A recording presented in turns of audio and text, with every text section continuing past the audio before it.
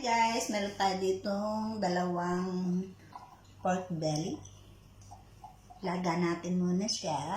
Tagyan muna natin siya ng asin. Yan. Asin. Para timplahan lang natin. Pepper, black pepper. Yan. Ilaga muna natin siya ng palabutin lang natin ng konti.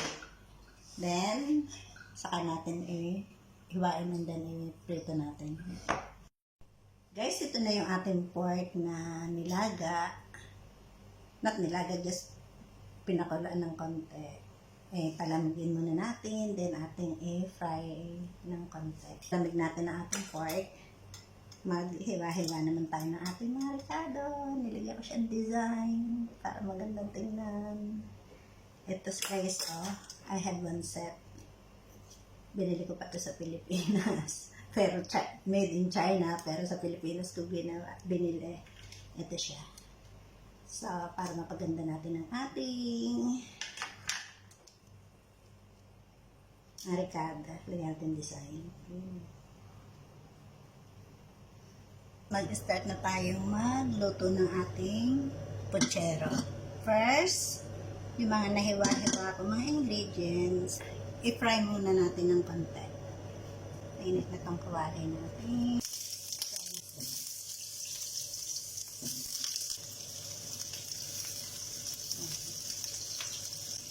Kahit naman anong hiwa, pwede siya. Ito ko lang yung mga konting design. Tayo naman yung binili kong gamit, kung hindi mo gamit. Yan, okay na ito. Tanggalin natin. Lagyan natin sa paper towel. Yan.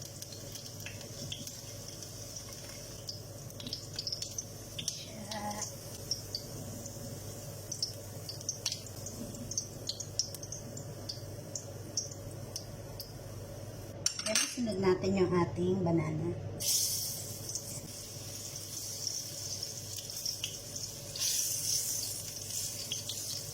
Yung hiwa, depende sa inyo. Gusto. Okay na siya, guys. Ngayon natin. Isama natin doon sa ating mga. Kita nyo, konti-konti lang ng mantika. Kasi, yan. Ito yung ating garlic.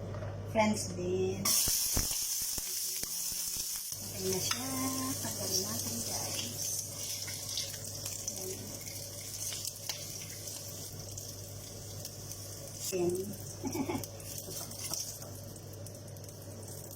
Lunch ko nilang para sana. Guys, ang ganda ng cut. Wait a bit.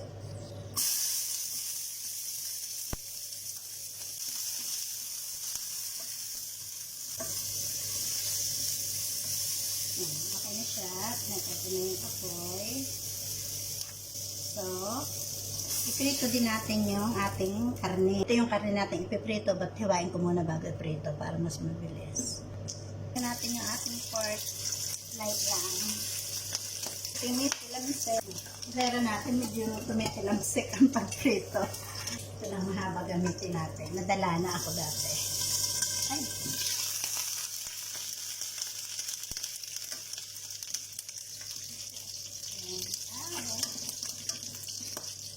Masyado manipis.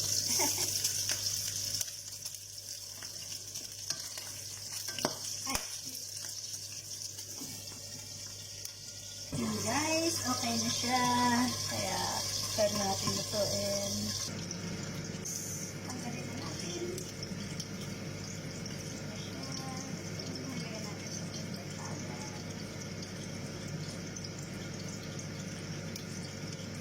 Masyado manipis. Yan guys, kasi tumitilamsik, kaya air fryer ko na lang siya. Tingnan natin dyan. Ano lang naman to konting fry lang para medyo lumutong lang natin.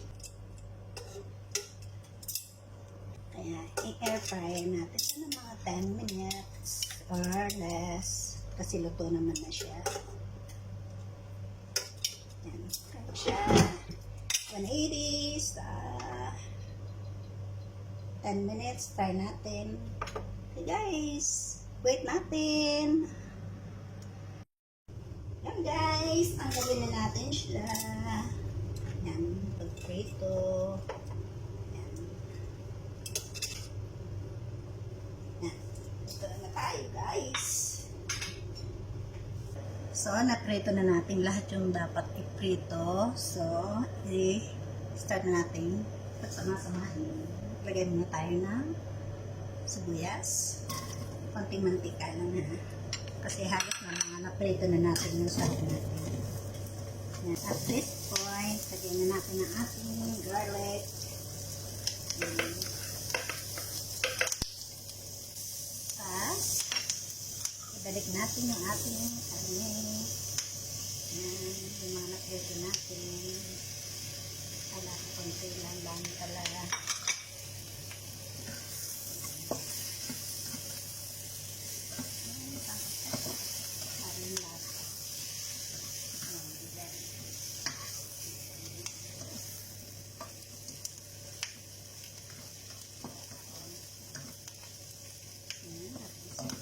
Lagyan natin yung ating mga condiments.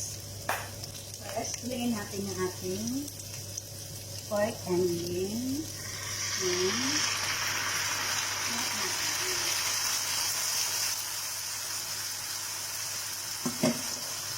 Na pinaglagahan, lagyan natin yung iba.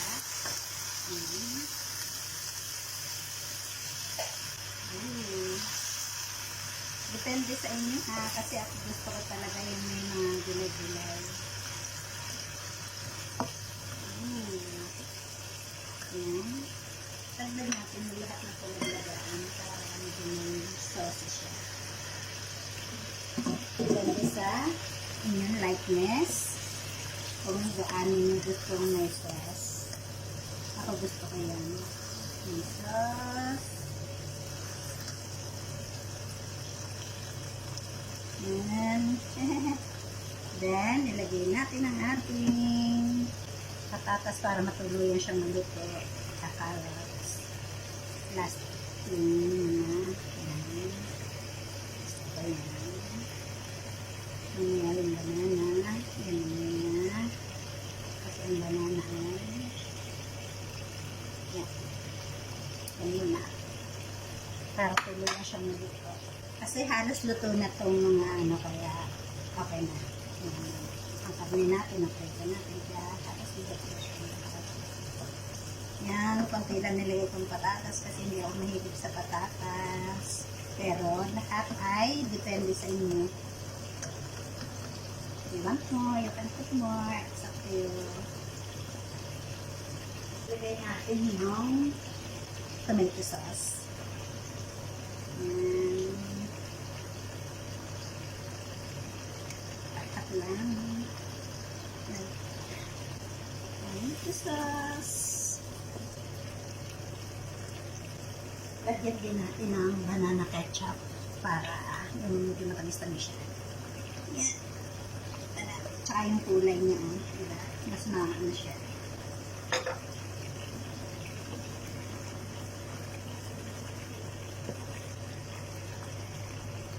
Kubera natin ang saglit para lang maluto yung patatas ng talagang luto siya. Then ilagay natin yung mga iba pang ingredients later on.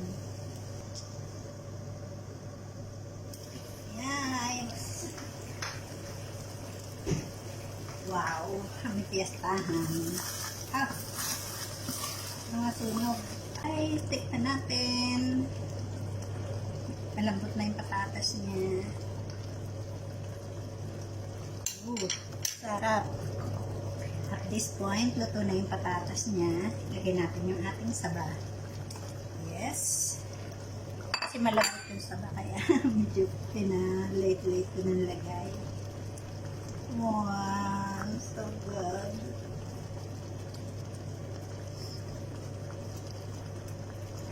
Amoy siyang piyestahan.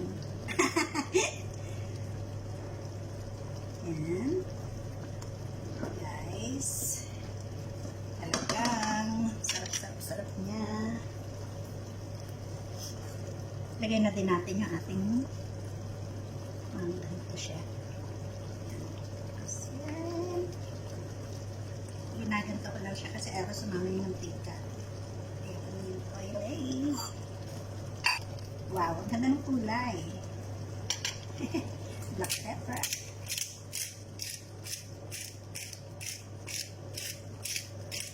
Oh my goodness.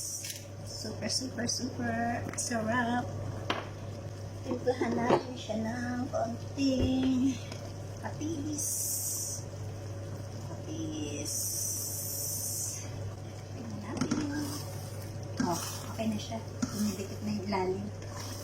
Hindi siya maraming sauce. Tama lang. Kasi medyo ano na yung ilalim niya. Laksan natin ang apoy. Then, lagay natin yung ating cabbage. Nandito na ito, guys. Dapat yung cabbage ganito malalaki yung hiwain niya. Yes. Kasi madali lang maluto yung cabbage. Kaya pinahuli ko.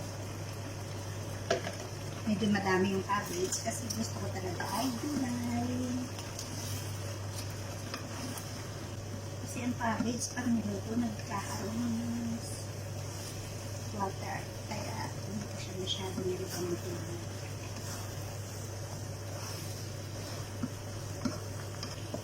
Cabbage kasi magaling maluto. Kaya siya ikinagulash.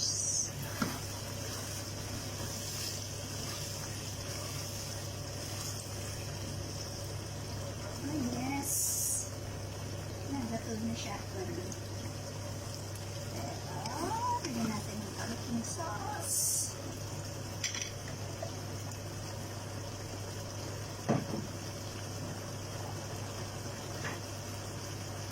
Gusto ko mag-build pa ng sauce na konti lang.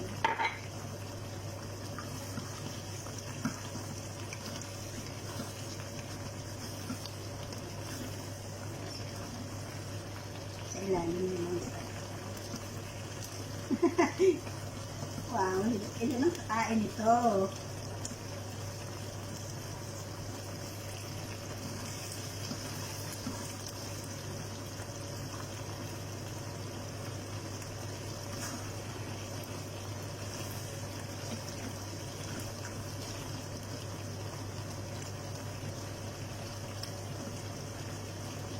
Wow.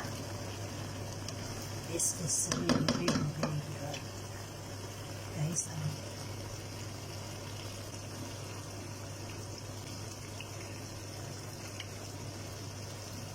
natin guys. And then, finish na siya. Ganda ng sauce niya.